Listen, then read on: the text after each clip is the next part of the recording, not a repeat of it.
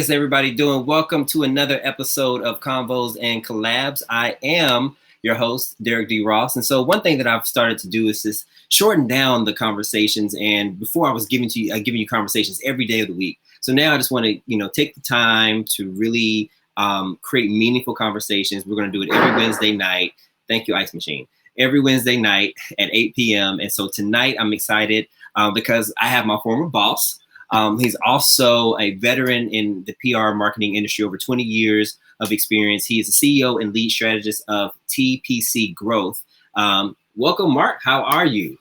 I'm great, Derek. How are you, man? It's so awesome to see you. I know, right? It's funny how, things happen and, I say 360, you kind of go back to the meeting point in the beginning. So, I was excited when you hit me up on LinkedIn. I was like, oh yeah, of course. That's a no-brainer.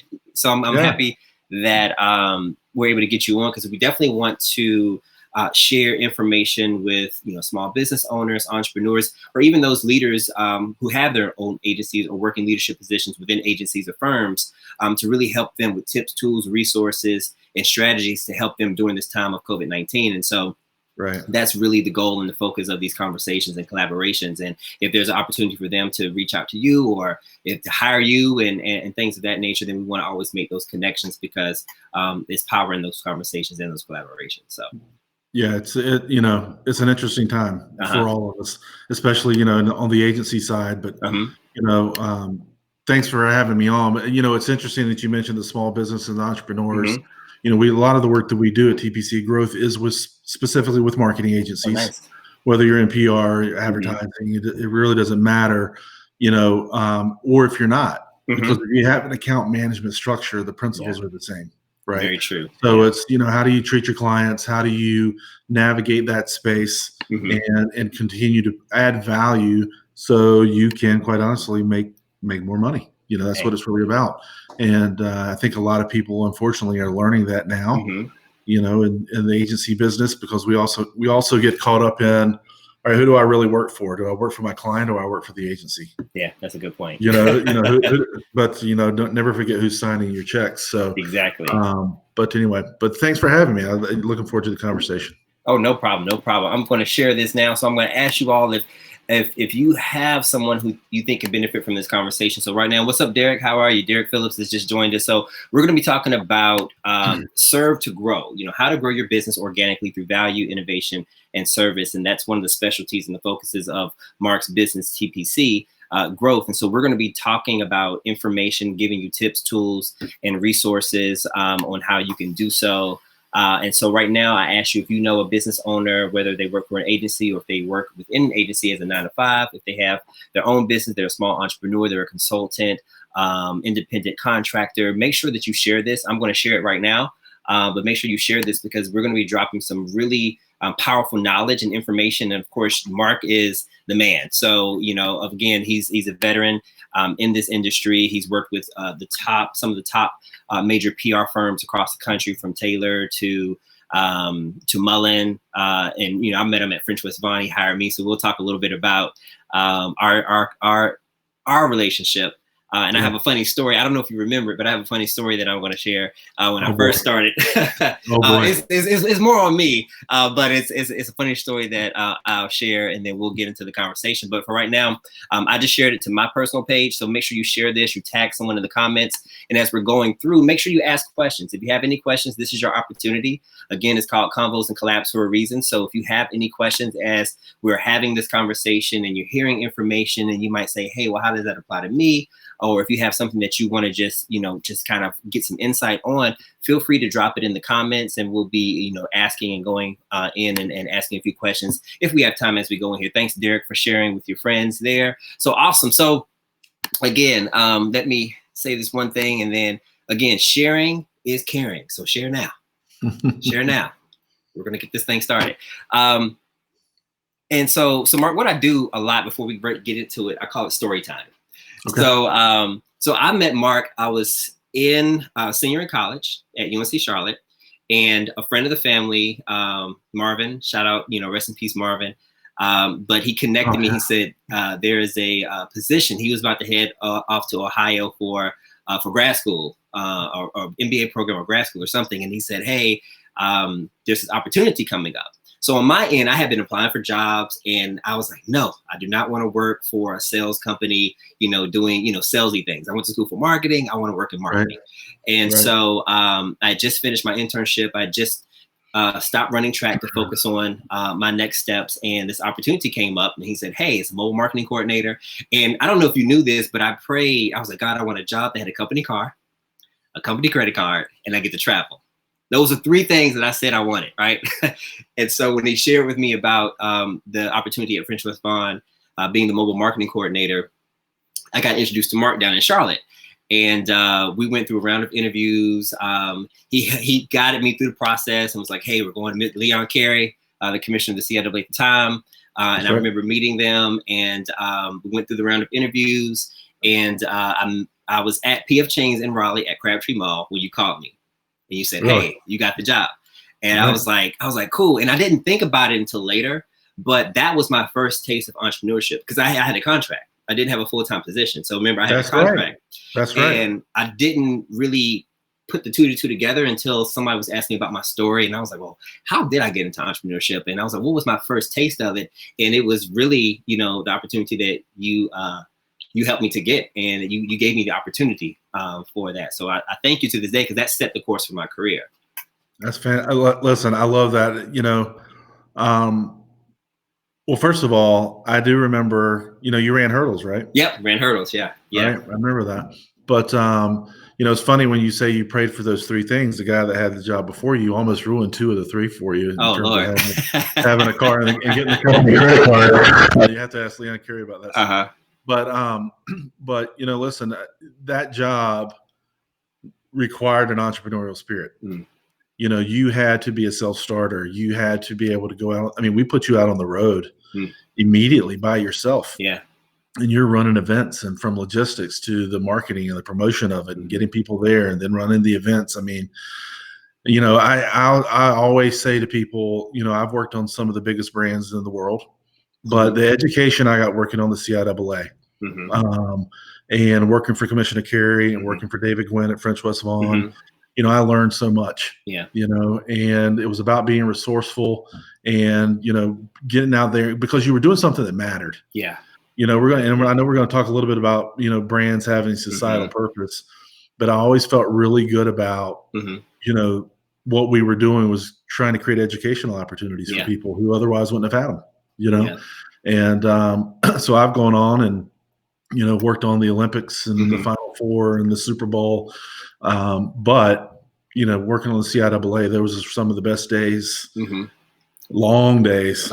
Yeah. Been out there at the Tom Joyner Morning Show handing out donuts at 4 or 5 o'clock in the morning. And but man, listen, the one thing I will say about Derek, if those who know him personally or don't know him personally, but hardworking guy, and we turned the keys over to you, and look what you've done. I'm just so super proud of you, man. You've done awesome, and certainly have kept up with you over the last 20 years. Yeah, I know, right? Right, it's been a long time. Yeah, well, I appreciate that.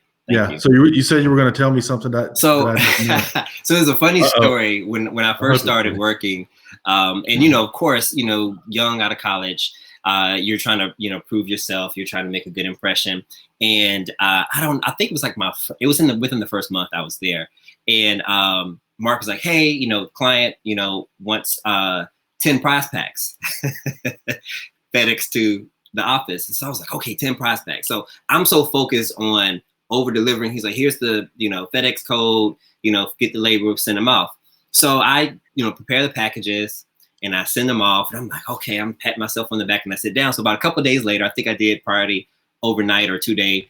I'm sitting there. And so Mark comes up and he's like, Derek, can I talk to you for a minute? He was like, so the next time the client, he said, do you send 10 prize packs? So I said, yeah, I sent him up there. He's like, so the client got it. He said, he kind of fussed at me.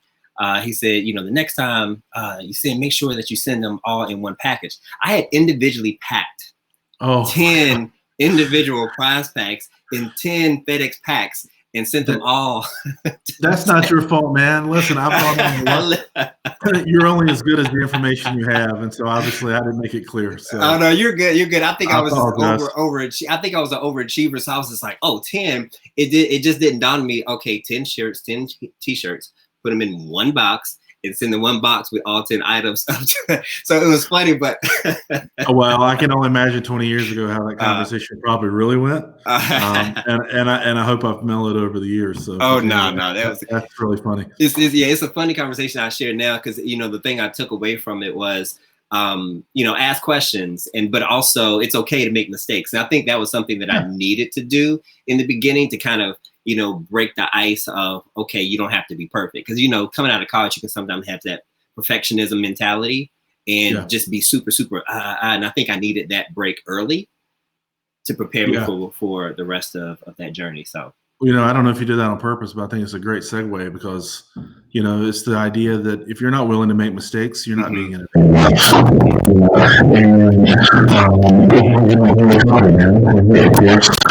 you got to be willing to make mistakes, and I think that's how superstars are born. And I think that's how people make an impression. And whether you're the youngest guy or gal in the room, you're the newest one hired. When times like this happen, and people have to make tough business decisions. If you were that young professional who just sat over in the corner and didn't make an impression or didn't interact with people because you've always been really confident about interacting with more senior people, if you weren't willing to do that, when leaders have to make tough decisions, it's going to be very hard to get rid of or let the person go that you have experience with. And who has made an impression.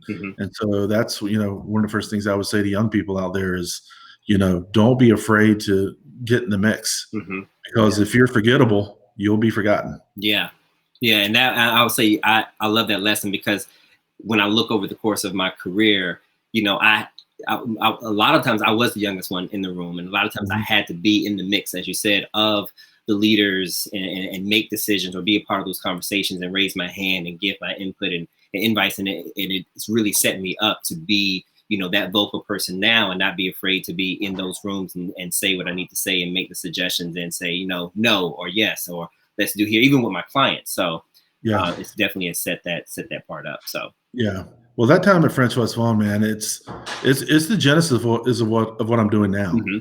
Because I wasn't classically trained. I didn't study marketing in school. I took one PR class.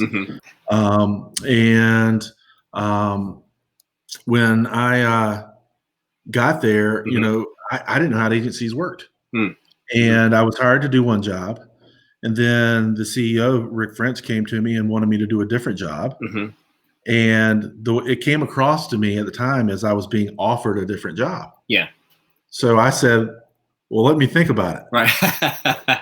You don't tell the CEO, let me think about it. Right? When he says you pick your stuff up and move over there, you pick your stuff up and move over there. But I went home and I came back the next day and was like, no, I think I'm gonna stay right where I am. And of course, I got an education as that's not how it worked. And it was a hard learning experience. But the smartest thing I ever did in this business was ask how we make money. How do we make money? How does agency work? Why did you ask me to do that? That type of thing. And, the great thing about having, mentors like a David Gwynn and working with a Rick French, who are smart guys, are that, if you asked a question, they'd spend the time and answer. And, that behooved me all the way through. So when I left there and went to Mullen and then Taylor and on at MWW and whatnot, knowing that when I was having a conversation, when it came down to the numbers, there was a reason behind those types of things. Because I think when you're young and you come into the business and someone says, hey, you've been doing a great job over here, so I'm going to move you over here to this account group and you've got to start all over. You're like, man, what did I do wrong? Why did I do that? And so, the smartest thing I ever did is how do we make money? And, I can't remember if it was Rick or Jack Glacier, who was a partner there. But at the time, walked me through like, all right, this is how it works, and from a high level, and as I got more senior, I got more exposed to the business and, working at Taylor in a senior position, I had to run pieces of business. We were running multi-million-dollar accounts. And so it was like you were running your own shop. At one point, I had an account team that had 24 people on it. And so I worked very closely with the CFO, who's now the CFO of the Omnicom PR group. And Ann Mayer taught me a lot about the business of the agency and where to push and pull and where to be efficient and that type of thing. So that experience, and then the conversation with Rick, where I kind of got, a little chin music, but asking that question, how do we make money, was probably the smartest thing I ever did. Awesome. And that, like you said, that's a great segue into, what you're doing now. So, why did you start, TPC Growth, and what need did you see in the marketplace for a business like yours? Well, a little bit out of need and a little bit out of observation. So, we've lived in Charlotte now for almost 13 years. We did a couple of years in Chicago, running the office there for Taylor, but generally I've been in Charlotte, and my job was in New York. We had an office here in Charlotte, but my main client was in Chicago. I had agency responsibilities. And then when I left Taylor after 10 years and was helping run new business for MWW, the original concept was to be in New York maybe once a month. Right. But it turned into, hey, a week in San Francisco, a week in LA, and it was just really challenging for me and challenging for them, I'm sure. And then every time I saw my kids, they were bigger. It's like that. I just miss, man, I think it was one year, man, I did 200 room nights. Oh, wow. Just so many hotels and that type of thing. And so I kind of walked away from it all. And, I mentioned Ann Mayer just a minute ago, but she gave me a call right after I left MWW. And, their agencies within the Omnicom PR group were looking to find ways to grow business organically. Okay. Because it's a new business tool. Right? So, and she knew I had experience growing accounts. So 6 different times in my career, I've had the good fortune of working with teams. I didn't do it by myself, but working with teams where we took small fledgling accounts and turned them into multi-million-dollar accounts. And so it was like, how do you apply some of those principles and how do you do that? And so it turned into a conversation with the CEO of one of their larger agencies. And he's like, how'd you do that? What was the way? And I was like, well, I got a couple philosophies. One is solve, don't sell. If you're solving a client's problems, your business will take care of itself, right? Because I think in the agency business, or if you're an entrepreneur, whether you want to admit or not, you're in sales. We're all in sales. Right. So, but if you're, solve, don't sell. The other thing is, I call it checking the gas. It's the notion that you would never drive a car and not look down at the gas gauge. That's good. When you're in client service, if you're not constantly checking in with a client and developing that relationship, and how am I doing? How are things? Where are we winning? Where are we losing? Those types of things. If you're not having that conversation on an ongoing basis, the next thing I think there was a couple of stats that I use when I present, Derek, from Harvard Business School. There was a study on client service done. And I might be getting these mixed up, so I'll send you the numbers. But it was something like 89% of clients don't complain right before they fire their agency. Listen, 89%, and this is the kicker. 96% of those clients never complain. They just do it. They just do it. They don't complain about the work. They just because as agency people or in client service, we get a client. And it's let's go. Let's show them the value. Let's get going. Boom, boom, boom. But what we're not doing is we're not stopping in what we call a client mission statement. So you got your scopes of work, you got your master services agreements, that type of thing.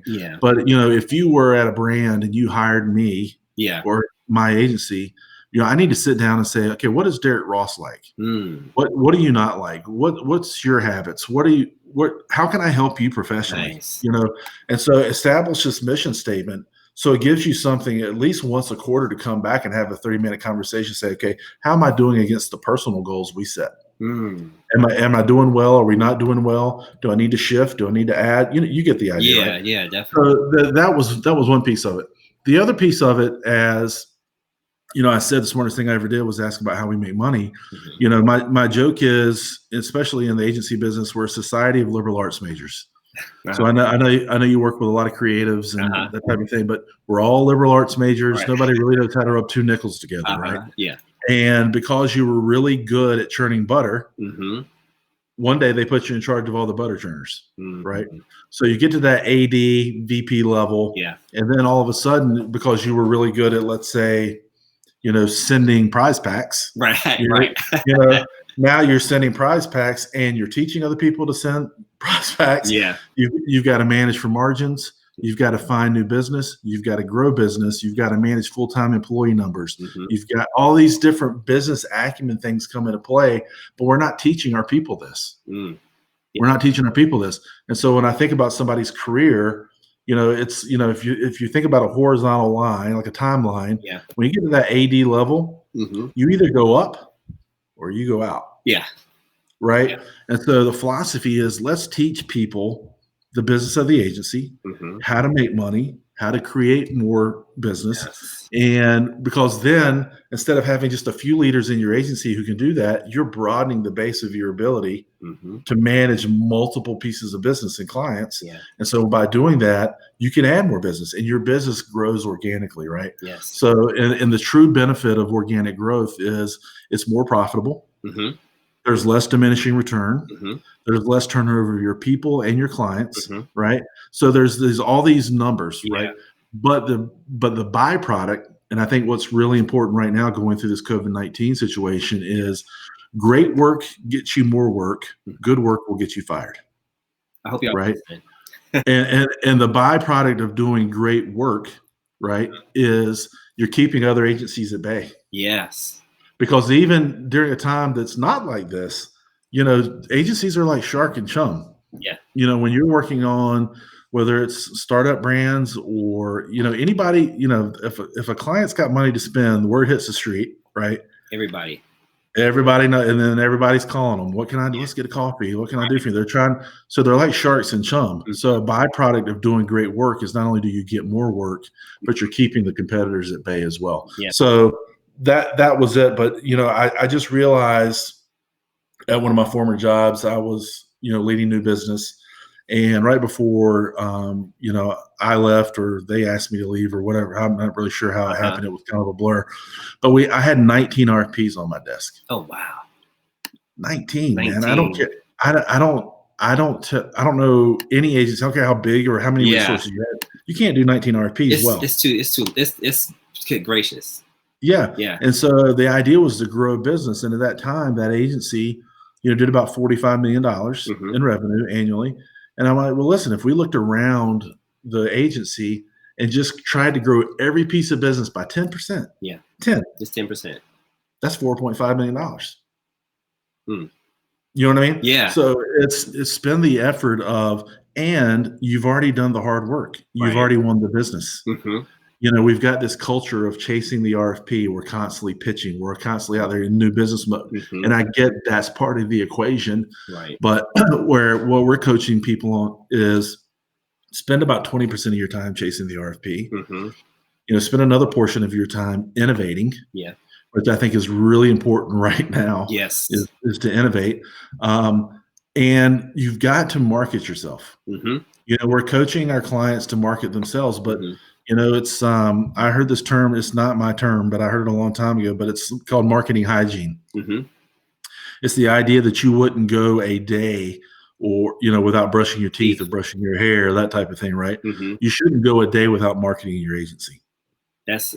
And that's very important for a lot of entrepreneurs because small business owners, just anyone in general, because there's this notion of self-promotion, like, I don't want to feel like I'm being, too salesy or too promotional. I don't want to go on people's nerves. And it's like, no, it's a part of that brand awareness. You have to be in the forefront of telling people what you do, what problems you solve, how you can serve them, providing value so that you're top of mind, when it's time for them to make decisions on who they want to come to, who they're going to go to help them, grow that business or to, launch that product or that service. And so for the entrepreneurs who are listening, you're hearing, this conversation, but it applies to you and you've probably heard it in other places. So hopefully this is a reminder or confirmation for some things that you've been thinking about. And you're like, well, I just want to focus on, getting new clients.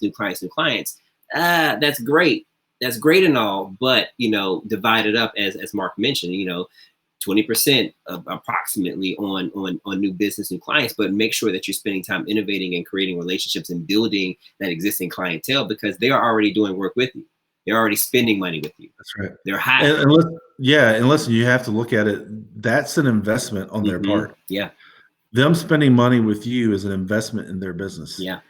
They want return, right? So, I think it's the mindset shift of talking about what we are capable of doing for you, as opposed to here's the benefit of our agency. Yeah. Here's the benefit of working with us, right? Because I was reading not too long ago in Forbes that there are now 120,000 marketing agencies in this country. 120,000. Wow. We're all smart. Yeah. We're all different. We're all strategic. We're all creative. Yeah. Right. But what is the true benefit of working with you? And that's the real difference in leaning into that. But it's we come from this culture again of new business. We'll win it. We turn it over to typically younger account managers. Yeah. Right. Yeah. because and I'm talking in generalities. Yeah, definitely. But because we turn it over to junior staff to run it and execute it because they're cheaper employees. It's more it's a more cost efficient way to do that. But what's happening is you're in constant churn. Yeah. If you're just servicing the business, if you're just saying, hey, well, listen, this is what it says on the scope of work, so I'm just going to do this.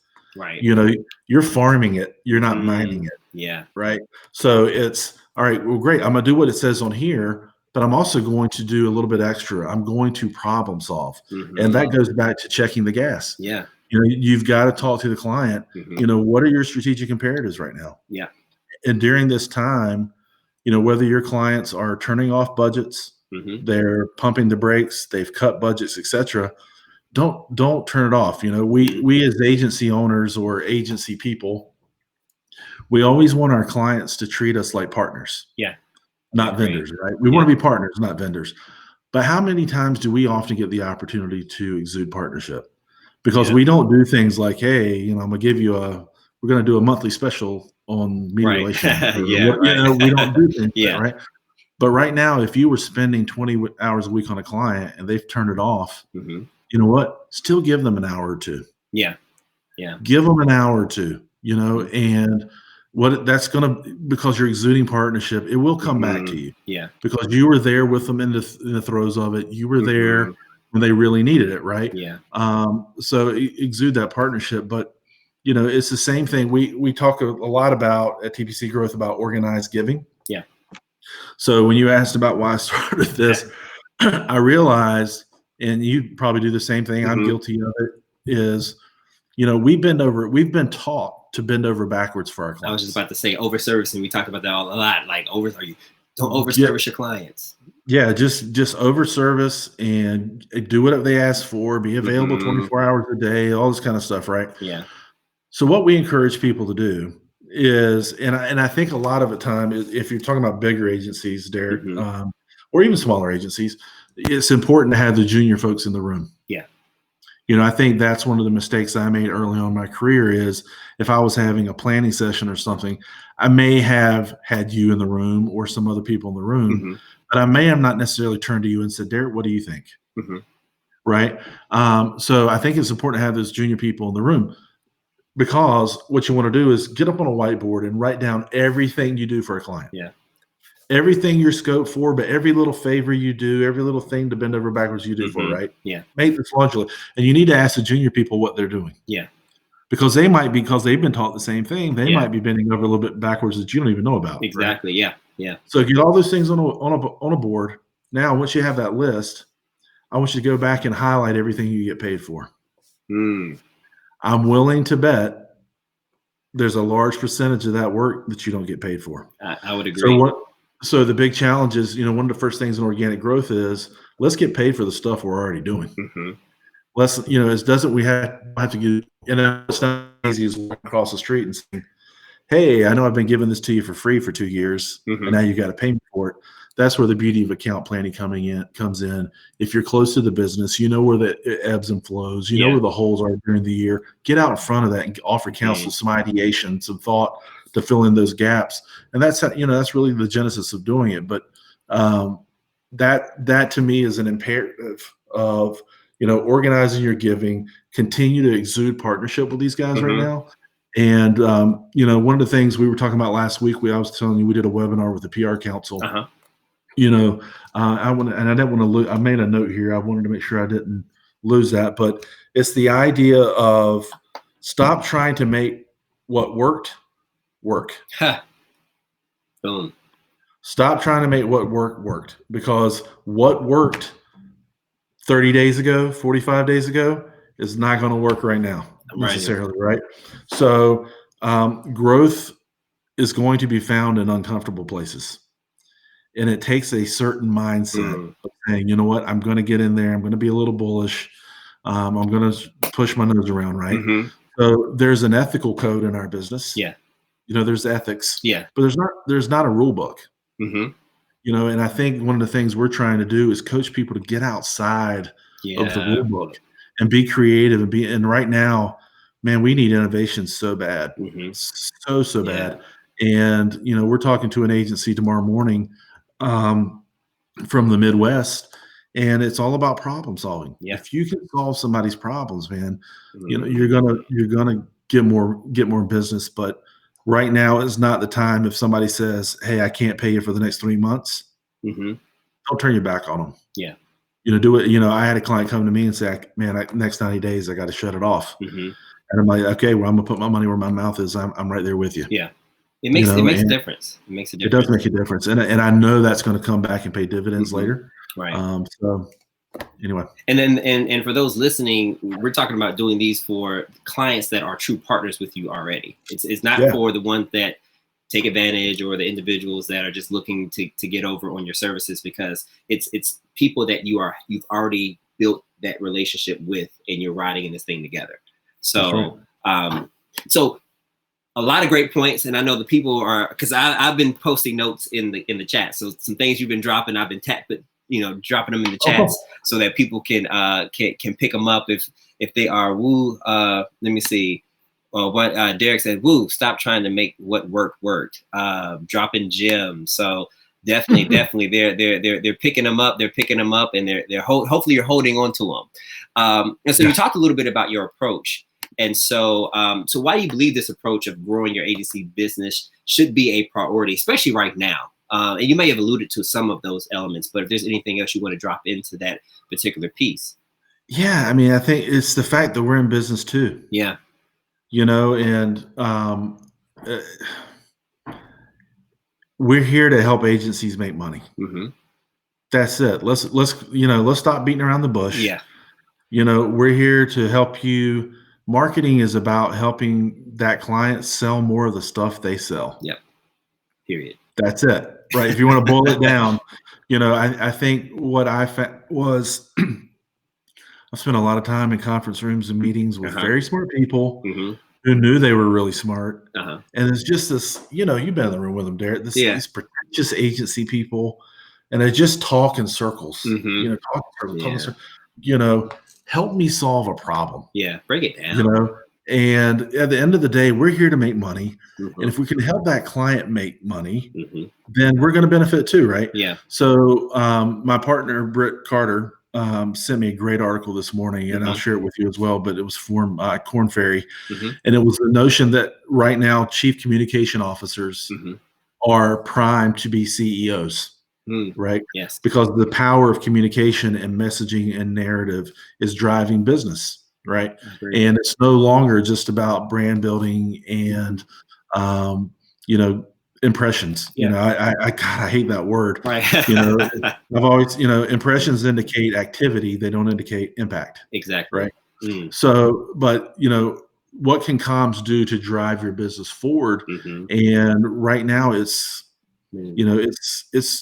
it's a must, because I was in doing that presentation last week. I was doing some homework, and there were two stats from Kantar that really jumped out at me. One was that during the 2008 crisis, so probably the last thing we've experienced like this, right? And not just the same, but it was a crisis, and the economy went in the tank. That brands that continue to maintain a share of voice. Yes. So if you've got clients, this is a good piece of advice for them. The brands who maintain a share of voice recovered 9 times faster. Yep. They recovered from the crisis 9 times faster. Then the other stat that jumped out at me was that, and gosh, I wrote it down because I didn't want to forget it, but it was, where did I put that piece of paper? I made so many notes, Derek, because I forget everything. Oh, no, but it was something to the fact that for the brands who do shut it off, who go dark, 36% of those have a tough time even coming back. Yeah. Because it's the notion of, the brands who do maintain some sort of share of voice. And it's not just to be talking. Right. So you and I were talking and in prep for this. Yeah. I was talking to a client this morning who works with a very large brand who's not having trouble selling their products right now. Right. It's in the gaming space. And she said, my client said, well, listen, we're doing okay. I don't really have anything to say right now. And I was like, well, it's not really about what you say. It's about what you do. Exactly.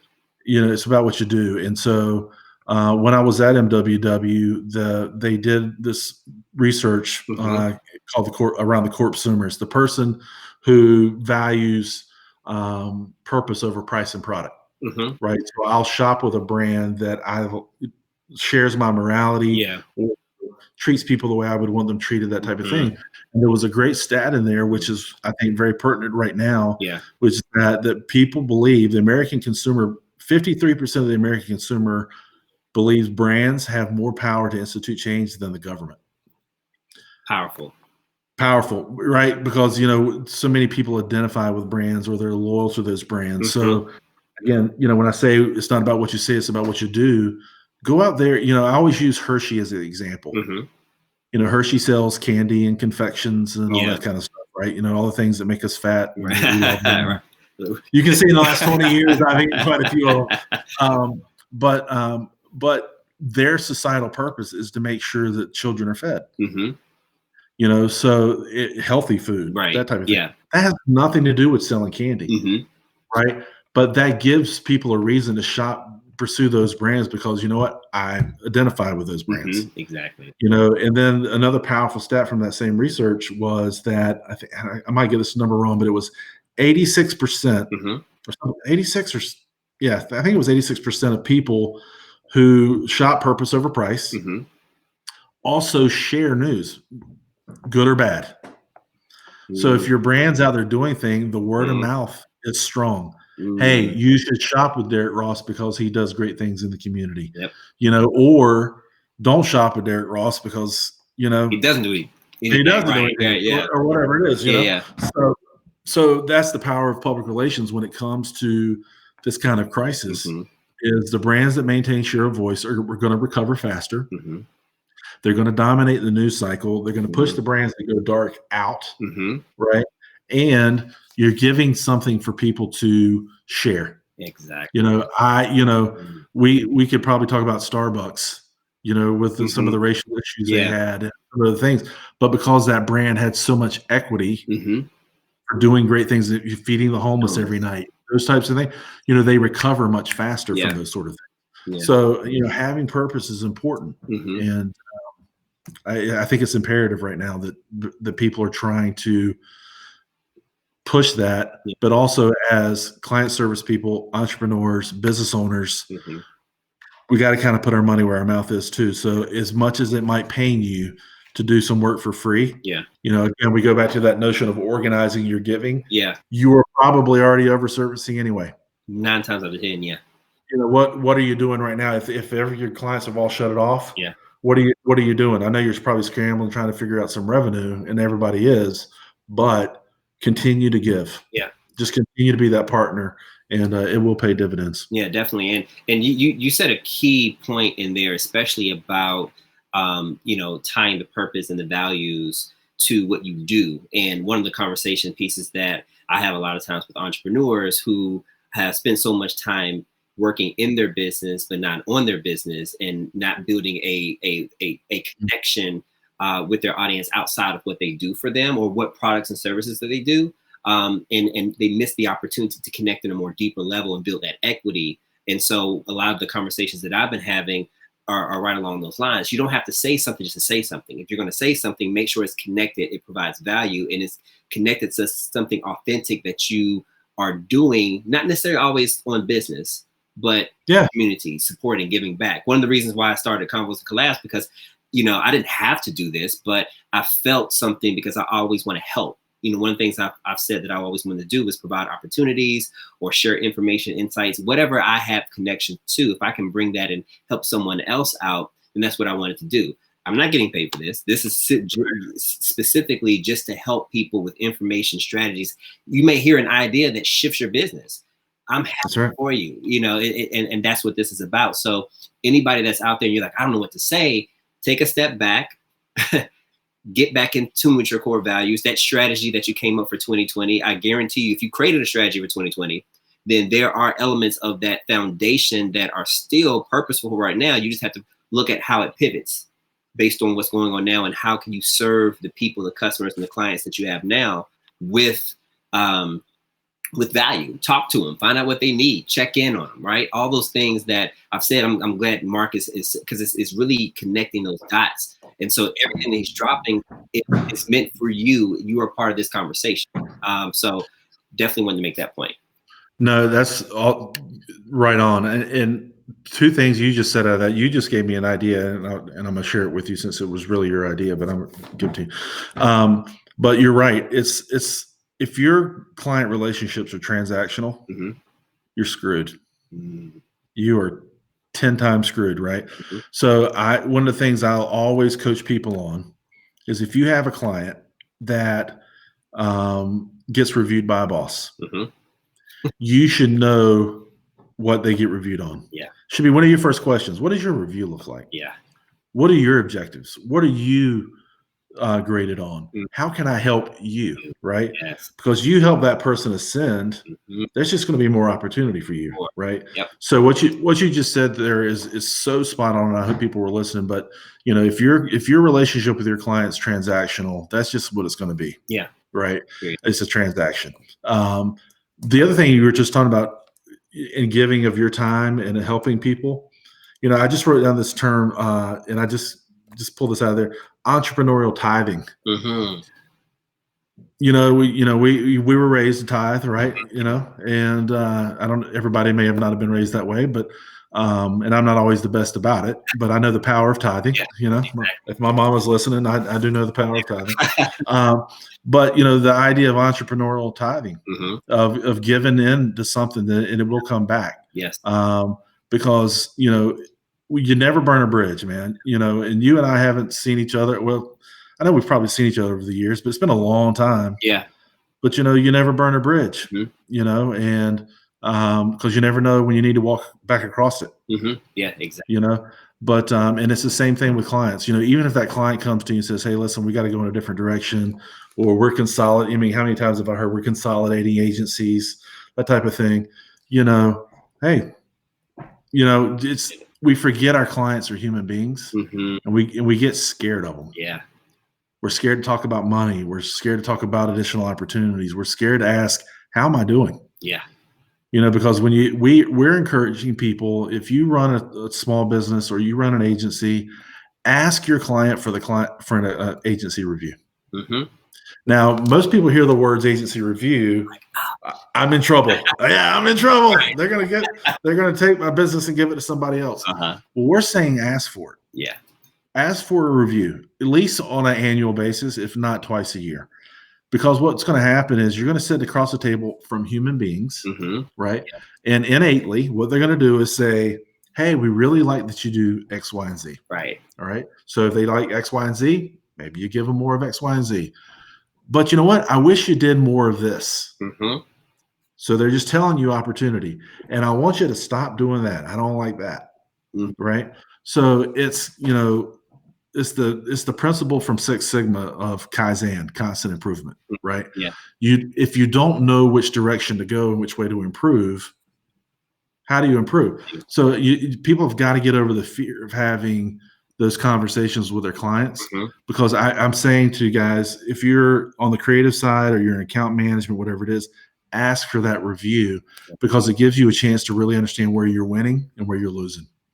and you're going to not be in a position where they're going to come to you and say, you know what, Mm-hmm. we gave it a good run, but you're not getting it done. Mm-hmm. Well, you never complained. You never told me, Right. hey, it's not my job to complain. I hired you to do a job. You didn't do it. Yeah. That's life. I'm moving on to something else. Dating, you never call the person that you're dating, and then next time you go out and you see them with someone else, you're just like, what? You never called me. You never checked in. You never asked me. You kept doing the thing I didn't like. And like you say, we're all humans, and so you just never know. They may not like conflict, or they feel like, people have different definitions of conflict, right? And so they may not say anything to you because they don't want to create this type of odd, work environment. So they're just going to let you continue doing what you're doing. You never asked, never checked in. And then the next thing you know, they're moving in another direction. You're just like, well, what happened? You said, so just for everyone out there who works, and you have a client list, where there's one-on-one clients, whether you're doing projects, check in, ask them how you can improve. Ask them for, that review. Like, this applies to you as well. And so make sure that you're knowing how you're tracking so that you can always be constantly, like you said, improving on what you offer. And then also it may bring some awareness to the things that you don't like doing, right? That's right. So you can shift and pivot and focus, your messaging on the areas where you really thrive and you want to work, and you stop doing the things that you don't like doing, and you can farm that off, or you can, hire externally or create partnership for someone else to do that part of the business, if that's something that you see that's in connection to yours, but you don't want to do it. Yeah. You just gave me another idea. I'm so glad we're doing this. But when we're encouraging people to do that mission statement, right, with the client. Mm-hmm, yeah. So we've obviously created one. Mm-hmm. Like, here's the questions you should ask. Mm-hmm. But you used to raise a really good one. Mm-hmm. To ask a client, how do you handle conflict? Mm. How do you, when something's not just right, how do you handle that? Mm. So, if somebody goes into a shell, or if they're, a yeller or a screamer, right. And I hope I've grown out of that. But, anybody else watching has worked for me for the last 20 years. I've screamed a couple times, but anyway, but yeah, I think that's really important to know who you're dealing with, and you've got to develop that relationship on a personal level has to mature. Yes. Or you're never going to get, you're never going to get other opportunities because somebody else is working it, man. Yeah. Yeah. And like you said, that those relationships never really change, especially when you're in certain industries, because 9 times out of 10, you'll go to another agency, another firm, and you're going to remember the clients that you work with, or the agency that you work with, to help you. And you're going to say, hey, I'm over here now, and here are, some opportunities here. Like, you still have those connections. So whatever relationship you build here, again, it travels, and it continues on with you. And so how you left it or how you built it is how it's going to manifest itself in the future. The other thing I would encourage too is we call it ecosystem assessment. Mm-hmm. But let's say one of your clients, you do PR for them. They have an ad agency, they have an activation agency, maybe they have a media buying agency. They have all these different resources, right? Yeah. So instead of being threatened by those people, mm-hmm. and how do we, get more of a bigger piece of the pie, I would encourage people to organize a weekly or bi-weekly call with all those agencies. Yes. Without the client. Right. Get them on the phone. Mm-hmm.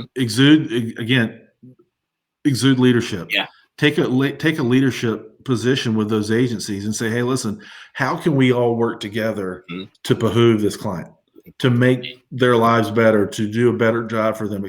How can we integrate advertising and PR? How can we, we're in an integrated world, Yeah. So how can we all work together? Because what I have found through experience in doing that is, when the activation agency hears about a new program or a new sponsorship, they're going to pick up the phone and say, hey, here's something's coming down the pike. You guys might want to put together some PR ideas and send them over. There's a new ad campaign coming down, and they've got a celebrity in it. Maybe you want to put together some sort of media junket with that celebrity. Whatever. I'm making that up, right? No. But you begin to collaborate, and you start hearing other opportunities, right, from other agencies. Now, what you'll also hear on those calls is where people drop the ball. Yeah. Right? Yes. So, because I can't tell you how many times I used to work with a very large insurance brand, And we worked with 4 other agencies, and they called us the 5 families because we all did work very, very well together. Mm-hmm. But every week we would have a status call with the client. Mm-hmm. And every week, because, in this world, everybody does everything. Yeah. Everybody creates content, production, blah, blah, blah. Every week I would hear what another agency had either dropped the ball Mm-hmm. or they couldn't get something for a month or 6 weeks or whatever it was. And if there was a piece of content the ad agency couldn't get done for 6 weeks, I'd hang up and call my production guy and say, hey, could you do that same piece of content in a week and a half? Yeah. Could you do it in 2 weeks? Yes. Yes, I can. Well, you know what? We're going to give it to them for free this time just to show them what we can do. So the next time they need a hurry up, Johnny, they're going to call us and we're going to get paid for it. Yeah. So that's what I'm talking about. Being opportunistic, understanding the ecosystem, who's doing what, who's not doing what. And then, you hear those things and invest some of your resources to say, you know what, I'm going to give it to you. It's, Yeah. It's a horrible analogy, but it's like the old drug dealer at the park, right? I'm going to give you a taste, so you'll come back to me the next time. Right? So, I saw that on TV. I don't know if that's what it was like. But that's the idea. You give them a little something and show them what you can really do. Mm-hmm. And then I said, you know what? They did that much quicker, much more efficient. It probably didn't cost me as much. Mm-hmm. And, the next 10 times I need a piece of content, I'm going to call them. Yeah. Not the old guys. Because you're striking that emotional bond, right? You're psychologically and physiologically, you're just same way as a drug dealer provided. We'll use that analogy because But the same way of solving that problem, it's just like that. It's like okay. Yeah, and because they're human beings, when they got off that status call, they were probably like, "Gosh, that agency told me they could do that for me much quicker." So they're frustrated with them. Yeah. And then you call and say, hey, I'm going to do it for you in 2 weeks. And they're like, great. You've solved a problem. You've made their life better. Yeah. And that's what client service is about. Because they got to report to their boss what they already said in their status update that the agency, because a lot of times, again, people don't think beyond the one-on-one conversation. Like you mentioned earlier, they have bosses, they have deadlines, they have jobs that they are responsible for. So part of their job is managing you and deadlines, and you tell them one thing and you can't get it done, then they have to go and report back. And so it's they've got egg on their face. Egg on their face. So you've been dropping a lot of philosophy behind your approach. Is there anything specifically that you what's up, Siobhan? Great call out. Siobhan, she works with PMM agency with Kim Blackwell. So she's super dope. Why do I know that name? Nationwide. Kim. She's in Columbus, Ohio. Shout out to Siobhan though. She's on there. Okay. You've probably met her with CIAA, and they manage the CIAA property and stuff for CIAA. But definitely. But I'm sure she's on, and she's like, yep, she's agreeing because we work very closely, Siobhan and I. From the sponsor partner side, and then the client side, CIAA, on a lot of different projects. And so us having these conversations and figuring out how we work together, how we pull those resources and help to meet the client's need on both sides. Like even for me, even though the CIAA was my primary client and the client that pays me, I'm like, okay, but Nationwide is also a client. And so how can I serve them? So even though Nationwide and the relationship with PMM agency, they weren't necessarily paying us for certain things. It's the relationship though, And so for me, I wanted to make sure that they had what they had and they could get what they can get, and that they needed what they could get from us to make sure that they can do their job and deliver on that end, because again, we're one big family. So at the end of the day, everything you just echo is just like right on spot. So everyone who's listening, take this and apply it and look at your structure for your business. Again, it doesn't matter if you're a small business owner, if you are a solopreneur, you probably have contractors that you work with. At the end of the day, the client goal is the goal that we're all reaching for, that we're all trying to achieve. And so how do we do that collectively together? And again, how do you look out for those opportunities that do pop up where you might be able to step in and provide a solution and position yourself for that opportunity moving forward? But yeah, it's like your mama said, you got 2 ears and 1 mouth, use them in proportion. Yeah. As professional communicators and marketers, we often want to, kind of like what I'm doing right now, is just, we want to talk because we think that's what people are paying us to do. Exactly. Yeah, sure. Right. But, you've got to listen to what the opportunity is, because The previous question was, what's the philosophy behind this? And we talked about this a little bit early, but it's very simple. Solve, don't sell. Solve, don't sell. If you're solving a client's problems, the business will take care of itself. There's a great example. When I was at Taylor, we were in the fledgling days of having a production studio. And I think they probably do some fantastic work now, and it was really good by the time I left. So I'm sure it's even better now. But we were just starting to do some production work. And we were working with a brand whose ad agency was Leo Burnett and had been their ad agency for like 70 years, 70. Wow. They weren't going anywhere, right? And so, my boss at the time wanted me to constantly push the studio on this brand. And I'm like, they don't need it. You're just ruffling. We're selling. We're just. I was like, the opportunity will present itself. Yeah.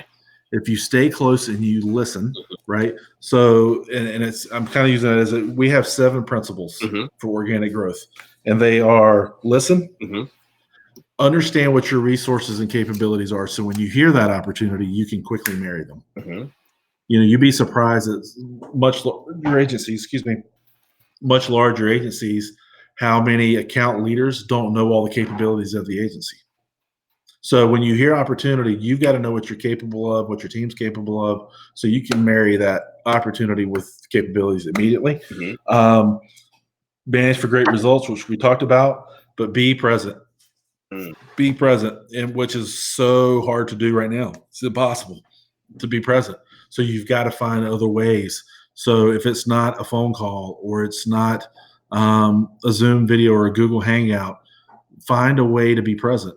But when you can walk the halls, what innately happens if you're doing great work, they're going to say, hey, Derek, let me introduce you to Bob over here. Bob could probably use some help. Bob does this, this, and this. Once you guys grab a coffee and talk about it, next thing you know, maybe you've got a project with Bob, right? So you're constantly expanding your circle of friends. Create a transfer of trust. And what I mean by that is if you're running a piece of business, don't make it all about you and just you and the client. Right. Make sure there's a number 2 or a number 3. There's other people who are exposed, who you're building equity in. Their opinion matters, etc. Because there may be a day that you're not around. Yeah, exactly. There could be a day that you're, sick and in bed, or you got hit by a bus, or whatever it is, or another big client comes in and your boss says, or you say to your people, I need you to move over and take this over. Yeah. Well, I've now created this transfer of trust to the number 2. So it's a seamless transition, right? Yeah. Have patience, patience, again, and it goes back to the listening. If you're constantly pushing, that gets annoying. Yeah. Anybody who's constantly pushing something on you or calling you and trying to, it's just like, a telemarketer. Yeah. It's annoying. Don't stop. If I need it, I'll reach out type thing, but have patience, because opportunities are going to present themselves. And that's why 1 and 2 are very important. The listening and understanding the capabilities, so you can marry those. And, and then the final thing is, which we've already talked about, the solve, don't sell. I can't push that hard enough. Because again, if you're trying to sell, it feels yucky. Yeah. It just doesn't feel right, and so, hang up the phone, call your clients and say, you know what, I'm not looking for anything, but what are your 3 strategic imperatives? Right. What's keeping you up at night tonight? Type of thing. What is something I could be thinking about for you? Right. And then in a different time, when you can get in the room with them, say, you know what I'm going to do? We really appreciate your business and your partnership. Tell me 3 things you'd like us to think about. Don't worry about billing or invoicing. What I'm going to do is I'm going to bring a couple of my best and brightest over. You put up a couple of your best and brightest in the room. We'll pay for lunch, and we'll have a brainstorm together. Yeah. We'll brainstorm against your 3 problems. I'm willing to bet you will walk out of that room with an opportunity. I guarantee it. Because right then and there, I can, even in myself, I can hear and feel and see, just as a business owner myself, if someone were to come in and say that to me, the pressure and that it releases, because they are thinking about the next already. And when you don't ask, and when you don't, build, like you said, that connection and that trust, and reach out and say, hey, what are, it's really like checking in. Like right now, people who are bad at networking, or who say that they're bad at networking, right now is the best opportunity to check in, just to check in. What can I do for you? What can I do for you? Are you okay? And so in the same sense, this is the same type of thing, checking in with your clients. Hey, how are you? Yeah. Okay. And because they own the budgets, Yeah. they're going to say, you know what? That's a good idea. Let's, what would it cost for me to do that? Yeah, right.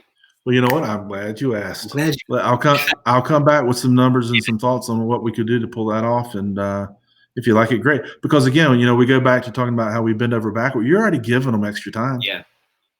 So organize your giving. If you're going to give it away, do it in a way that's going to be purposeful for your business, right?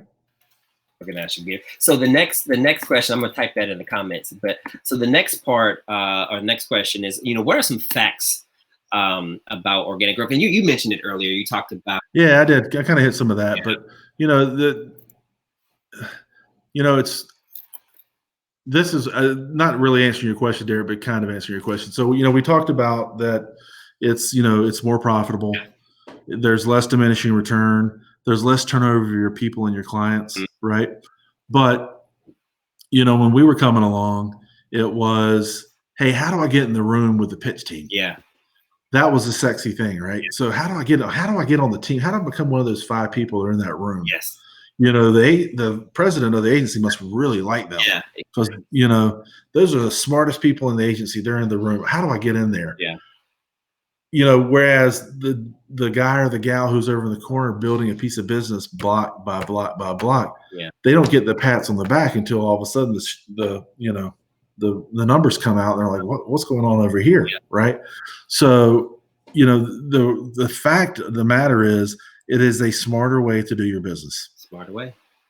Yeah, it's just a smarter way because, you know, we have a hunter's mentality in this business. You know, I want to hunt and I want to kill it and I want to eat it, and then I'm going to move on to the next thing. Yeah. Right. And again, that is that farmer's mentality. I'm going to farm what I've got. I'm not going to rock the boat, that type of thing, as opposed to having a miner's mentality. All right, I'm going to give them what they ask for, and I'm going to give them a little bit more. And if you're a marketer by nature, I have to think you're probably pretty inquisitive. Yeah. So how are you problems? You know, it's today, you know, again, I talked about Britt sent me this article today, and then I happened to have a call with one of my agency clients, and it came up. And I was like, hey, you know what? I was just thinking about you when I was reading this article. Yeah. And I'm just going to send it over. Yeah. And by the way, when I send it over, I'll send a couple of ideas. Nothing, no pressure. Yeah. But, you know, just think about it. I think it's just food for thought. Yeah. And if you want us to explore 1 or 2 of those, let me know, and we'll go back and do it. No pressure. Yeah. I'm not selling, I'm solving. Yeah. Right. And so it's hearing and being opportunistic, and those things will present itself. If you'll just shut up long enough for the opportunities to present themselves, they will. And you just got to be ready to hit it when it presents itself. Nice. I hope everybody is taking notes, which I think they are. So where do you feel agencies, small business owners, agencies fall short when it comes to organic growth? And been a part of the conversation, but just kind of bringing it to this particular question and where they can improve. Yeah, and I know you and I talked about that question might come up. So I made a couple of notes, but I think proper account planning. We don't plan for the chaos. You know, we get accounts, we get the work, and it's just, you know, what can we do to show value immediately? You know, as opposed to really understanding who are the stakeholders of the client, who manages and owns the budgets. Exactly. Because if you don't own a budget, I ain't messing with it. You know, I'm kidding. But you know, but you need to know who's making the decisions, right? Then understanding the client landscape.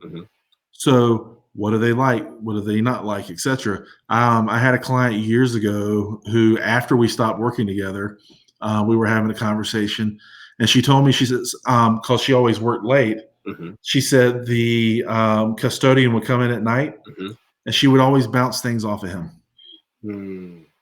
And I thought to myself, how easy would it have been for me to just take that custodian to lunch one day and say, what is that? What does she like?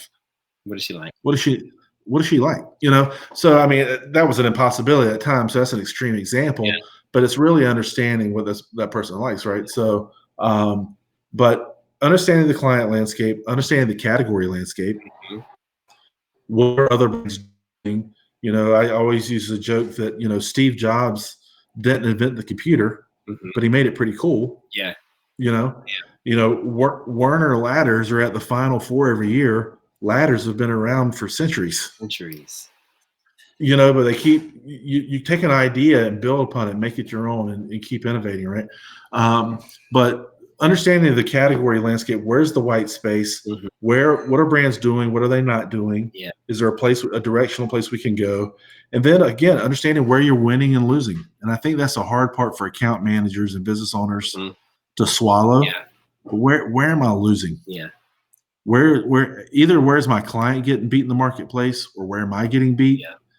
Because again, you can't solve a problem if you don't identify the problem. Yeah. Right. And then you boil all that down. So we've come up with a template or a way, and we customize it by agency, but it's an account approach. So one of the things they fall short on is account planning. So managing kind of the chaos around them. I think that you've got to create a consultancy mindset. Mm-hmm. I don't think agencies do that. I think we've got a client service mindset. Yeah. And there's a difference. Yeah, there is a difference. There's a difference, right? So again, it goes back to the problem solving. I think, we talked about clearly defining expectations. But I think where the agencies are really falling short, especially smaller agencies, is not really understanding the business of what they're doing. True. All right. What does it cost me to employ these 3 people? Mm-hmm. How do I come up with my multiplier that's going to give me my margin, so I know when to hire, when to ease up, when I'm profitable, when I need to move somebody around, those types of things. Yeah. We work with a small agency out of Chicago. It's about 5 people. Mm-hmm. And this guy was really, really, really good at media relations. Mm-hmm. And he was freelancing for a long time. And then all of a sudden he found himself with about $3 million worth of business. Oh, wow. Yeah, or good problem to have, right? Yeah, right. So he goes out and he hires 4 people, and he's like, we were introduced, and he's like, I have no idea how to build an agency. He said, I know how to do media relations, I know how to service my client, and I know how to send an invoice. Mm-hmm. That's it. He didn't know how many hours a year his people should be working. Mm-hmm. He didn't know where the profitability was, where he was losing money. Things like insurance and paying for all these things for people, rent, and how all that overhead works.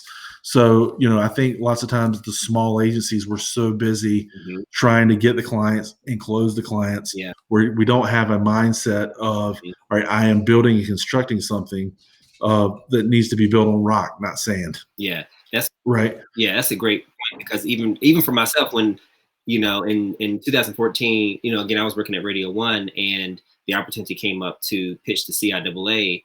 Originally, they were going to hire me to work marketing as an employee, and then I remember that all that stuff happened, and then George reached out and was like, "Hey, D, we're still looking to hire, but we're looking for an agency. Are you still interested?" And I'm like, "Yeah." And I had already been building the foundation, but they sent the RFP. I pitched it, and next thing I know, I'm here with a multi-year 6-figure client, and I have my team. But as you said, I'm trained in agency, so I know how to get the work done. I know how to deliver. I know how to do the things, create the opportunities. But then there's all these other components of running an agency that come up, and so you're trying to run this, but then you're trying to understand these pieces, and it can be very overwhelming. And if you don't take the time, like you said, to really, go through and build that structure, it can, be a pivot point in how successful you are, or if you lose, because you'll cannibalize your own profitability. Yeah. Right. So it's the old adage of, if I'm running an account team and one of the account people come to me and say, "Man, we need help. Yeah. You can't get it all done." Yeah. Well, did you properly price the work? Yeah. Is one. Did you properly staff it? Mm-hmm. And more importantly, do you have the right people on it? Exactly. Because if you don't have the right people on it, is Judy over here doing half the work? Mm-hmm. Than what she should be doing. Yeah. Right.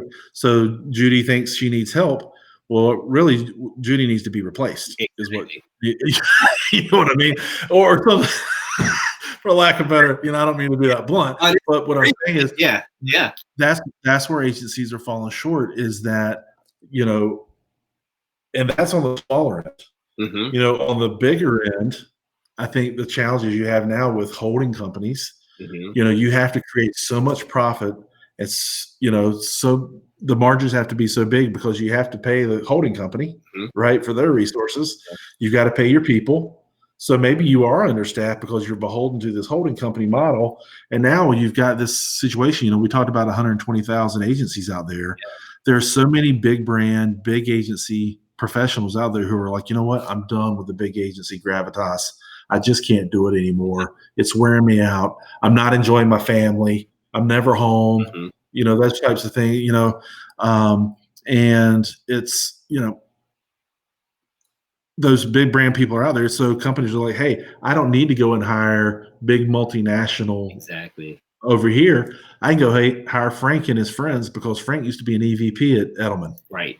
Or whatever it is, So the scenery has just changed so much, man. And we talked about at the beginning of, don't try to make work what worked.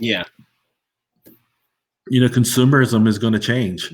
And the one thing I would be encouraging clients, agency owners and creatives, but really the strategists and the researchers out there right now, is to really be thinking about some primary research. How's it going to change after this? Right. We've seen major, if you look back through the history of consumerism, all the way back to colonial times, up through the Industrial Revolution, and then the first, department store, Sears. And then Sears had a catalog.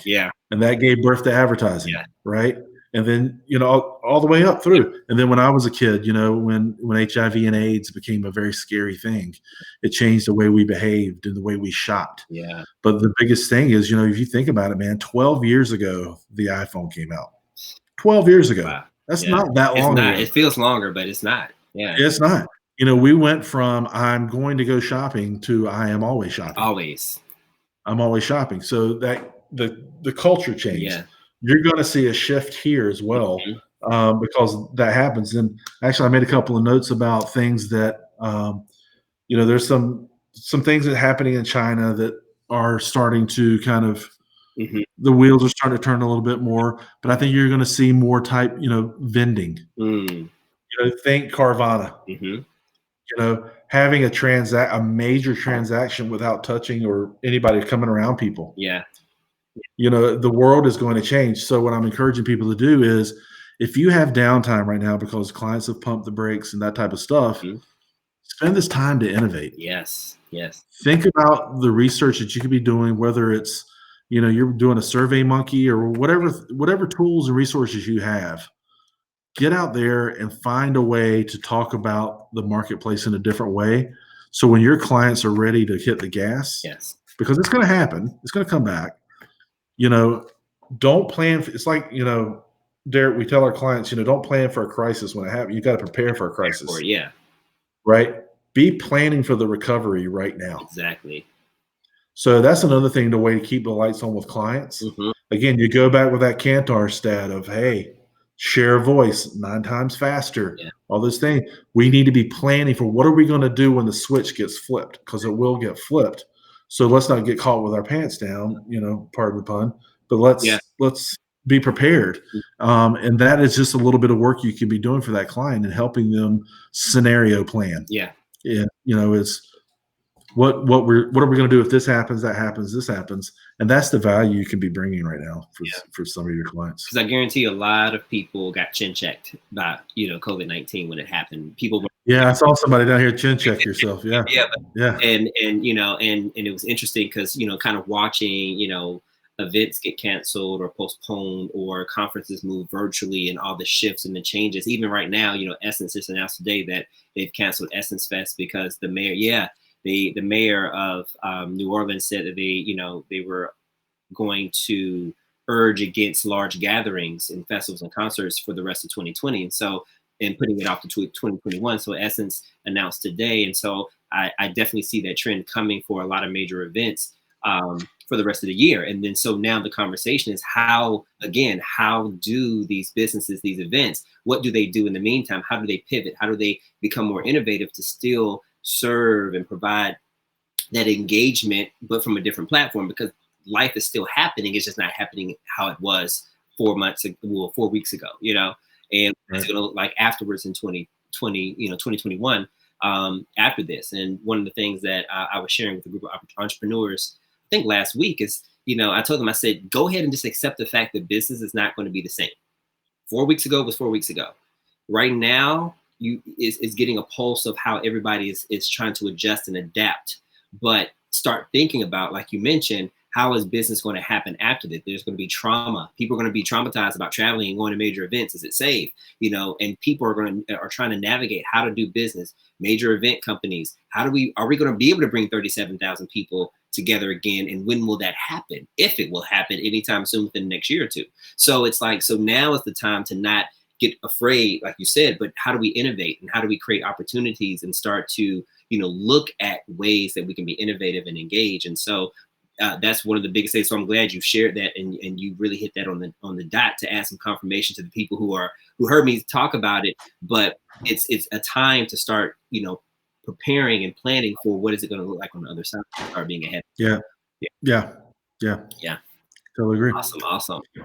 Any other immediate steps? I mean, you dropped a lot because it was a good transition from from the last question to this one, where you started to drop those immediate steps, innovate.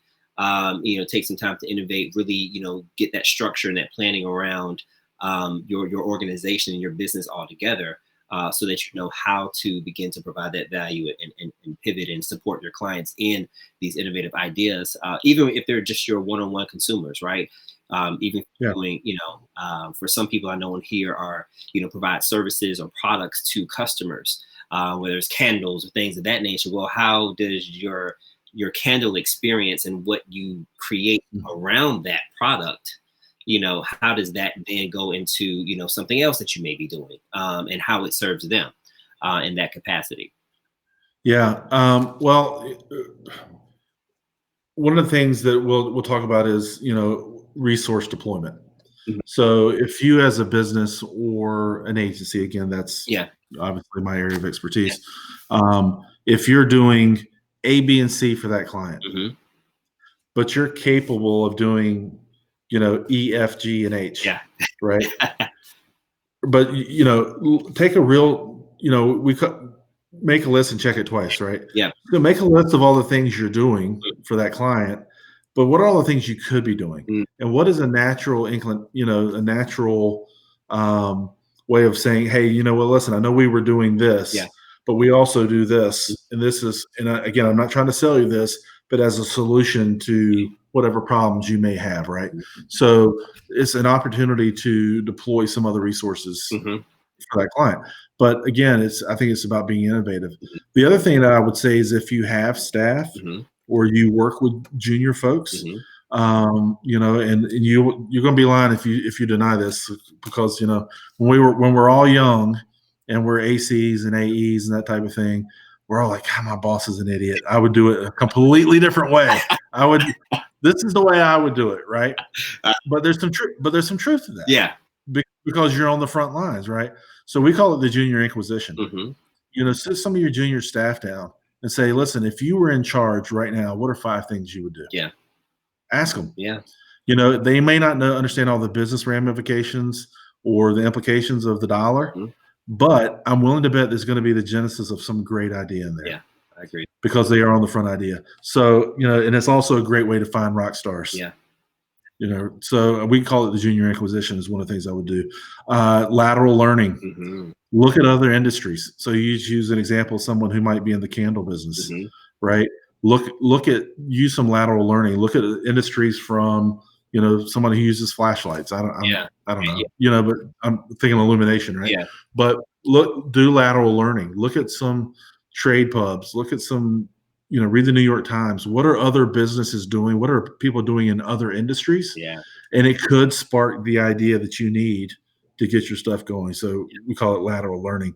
The other thing too is be neighborly. Mhm. Go to your clients and say, hey, listen, is there anybody else in your organization struggling that we can offer some of our time to? Yeah. So maybe it's a reorganization of your scope of work. Hey, we're going to take some of this time that we had dedicated to, making flapjacks, and we're going to give it to making scrambled eggs or whatever it is. It's a bad analogy, but be neighborly. And one of the things that when it comes to being neighborly, especially if you're a small business or a small agency, 1, 2, 5, 10 people. We threw out this idea to a small agency in California, and they did it, and it's worked. Nice. There were 6 people, and the owner said, "Hey, listen, I'm probably going to have to lay off a couple of people." We threw out the idea of a temporary merger. Okay. So if you're involved with PRSA or some professional organization, and there's a couple other business owners you trust, and maybe you collaborate, you bounce ideas off of. Say, hey, listen, why don't we all get together during this time? Let's do a 90-day merger of our resources. So maybe we can continue to pay our people. I'll service your client, whatever it is, however we can help each other. If I come into it with 20% of the business, I'll leave with 20%. Right? So I would say you need some legal help, maybe an attorney, to help kind of make sure there's some guidelines. But what's wrong with a temporary merger? So be neighborly. Let's help each other through this and see how you can pool your resources. But those are some thoughts for on the account side. But the other thing we're saying to people is, what can you get by with? So when you look at your personal financial situation, if you've got an office and a staff and those types of things, and you try to operate on a 20 or 25% profit margin, whatever it is, fire your margin first. Fire the margin. Cut it down to bare bones just to make sure you can pay the rent, keep the lights on, feed your family. What can we all get by with right now? And if it's, you hear so many people, big organizations cutting salaries and that type of thing, across the board at 50% or whatever it is. If you've got a small organization, if you're the leader, say, listen, I've evaluated my personal situation, the rent we pay for this office and the snacks or whatever it is. I want to make $100 a month, but right now I can get by on 30. What can you get by on? Let's all hold hands and kumbaya and try to get through this thing. But it's, fire the margins first and just what is it you need? And that's why it's important to really understand the business of the agency. What can I get by on? Right. Am I applying for the right, government subsidies and all those types of things? So definitely be doing all that. We talked about make a list, check it twice. Evaluate your accounts right now. I think you'll find out whether you were as close as you thought you were. That's real. Were your people really immersed in the business?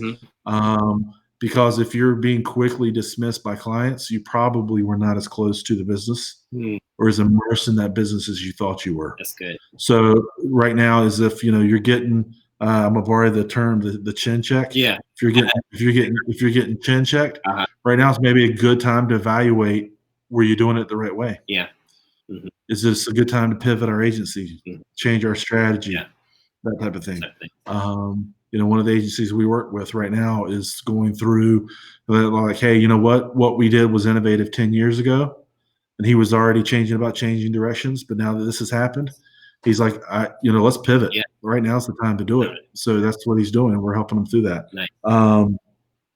The other thing is an action plan. We talked a lot about where you're going to win, where you're going to lose, but have a plan of action for what your business can sustain, what it is you need to get by. Because right now, while you want to try to find those opportunities to grow your business, I think a lot of it's going to depend on what sector you're in. That's true. For us, when all this started happening, our largest agency client called us up and said, I'm out for 90 days. And I was like, oh boy. And I just thought that was going to be the end of the world. Well, the next thing I know, a lot of small and mid-sized agencies are calling us and saying, I could use the help right now. It's a great so it's for you. So it just kind of worked out that way. But people throw the word around innovate a lot, but it's identify what the true problem is. Be honest. You have to have an honest conversation with yourself. You got to have that honest conversation. And if you can put your finger on the problem, and sometimes it's the diagnosis is the hardest part, but if you can diagnose the problem, then you've got something to solve against.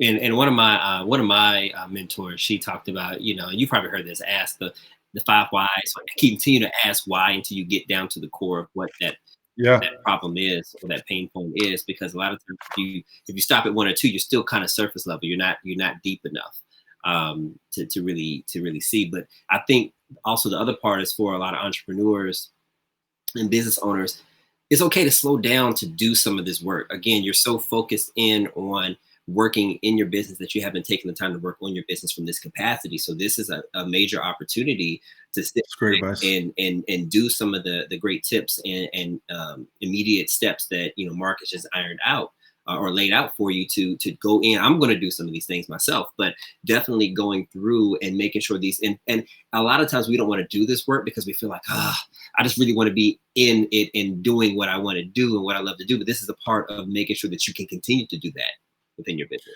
Well, the last thing I would say to you, man, is, and this is the hardest part in our world, is talking about money. Yeah. It's talking about money, and it's going to that client saying, "Hey, what do you need to get done right now? Yeah. I know you can't pay us the $100 you were paying us. Yeah. Can you afford 20? What can you? Yeah. And can we revisit this in 90 to 120 days and talk about how the plan to make up for compensating for the time that we put in?" So I'm not, I am saying organize your giving and give some of it away because it'll come back to you, but don't give it away to the point where Right. they expect it moving forward all the time. Right. So say, hey, listen, we'll continue to do what we were doing, but can we go back and have a conversation 90, 120 days about the compensation there? So don't, paint a picture of partnership, but you're not a charity either. Yeah. And I think it goes back to like what you said earlier, is really having those honest and upfront conversations. And when you start that from the beginning, it's easier to have it through these times and ongoing, even through challenging times. You've already established that rapport in the beginning of the relationship building process.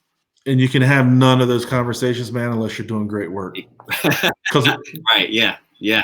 Because if you're doing great work, they value you. Yeah. And they know that you're worth investing in. Mm-hmm. Exactly. Right. I need Derek because he's an integral part of my team and he gets it done. Da, da, da, da.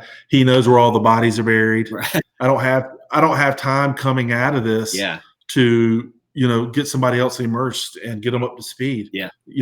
This guy already knows everything. So be of value and say, hey, listen, if you're truly a valuable resource, you got to have the conversation about the money. Got to. We'll do it now for penance, knowing that when things are better, we're going to figure out a way to make us whole. Exactly. Because they need you. Yeah. And I can attest that works. And I've had those conversations over the past couple of years at different periods with clients that I've worked with, and they respect the conversation and they appreciate it. 9 times out of 10, they'll say, yes, well, let's do this. And and they're like, yes, let's revisit.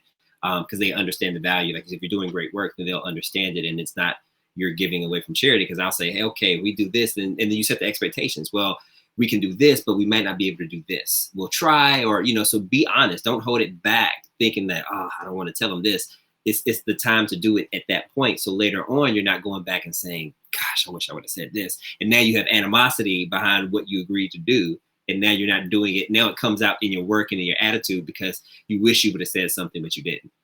Yeah, it's a good point. It's a good point. Cool. Good point. Any other final thoughts? No, man. Listen, I know we've gone way over time, but it's like we were catching up. We hadn't seen each other in so long, but I just can't tell you, man, how proud I am of you, and I enjoy watching your maturation, and I feel like I've watched you grow up, online, kind of, sort of, I know we've bumped into each other a few times over the years, but let's not make it so long next time.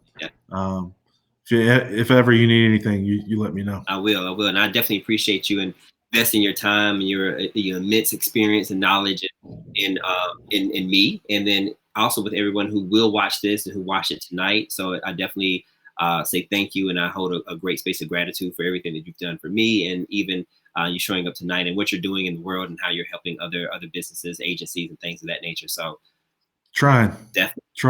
So I definitely want to share where people can find you. So you can find, Mark on LinkedIn at J Mark Riggs, and you can also find his company TPC Growth on LinkedIn as well. Search it, make sure you go follow. him as well. Also, if you are an agency, small agency, you work for an agency, and you are looking to work and connect with Mark and his company about ways that they can help you all, develop growth strategies for your clients and your business during this time, make sure you visit his website. Again, make sure you follow him on LinkedIn, and you just reach out. Again, this is the time to ask. It's the season to ask and to reach out and see what opportunities may exist to create those partnerships and opportunities, because we will get past this temporary season, but how are you leveraging and using this time to be in the forefront of what's going to come in the aftermath of this? So. Yeah, and if people go to the website, we're offering agencies 30-minute free consults. Okay, awesome. So we'll do a 30-minute free consult and talk about some problems and challenges, and see if there's an inkling of a relationship to be born. But just like you, we want to work with good people. It's one of the reasons why I left the agency world is, I was tired of working with a-holes all the time. So we want to work with nice, good people. And so we're doing that 30-minute free consult. Awesome. And just a way to get introduced to people and see if it's a nice fit. Definitely. So if you're catching this as a replay and you're tuning in now, make sure you go back and watch it from the beginning. Mark dropped a lot of great gems and information to help you and your businesses grow and figure out and develop growth strategies for your business. He focuses on working with agencies, but for small business owners, a lot of the things are transferable to you as well. So take the time to look at it, share it with another fellow entrepreneur, agency owner, or someone who's in leadership or an executive position with an agency that you may know. I definitely will be sharing this, and make sure that you connect them with Mark and the company and the great work that he's doing there. So awesome. I definitely appreciate it. As always, you all can catch me on Facebook, Instagram, Twitter, LinkedIn, Derek D. Ross, website, derekdross.com. And in the meantime, in between time, have a good time, be safe, be working, be innovating, but also take a break when you need to. But have grace with yourself during this time.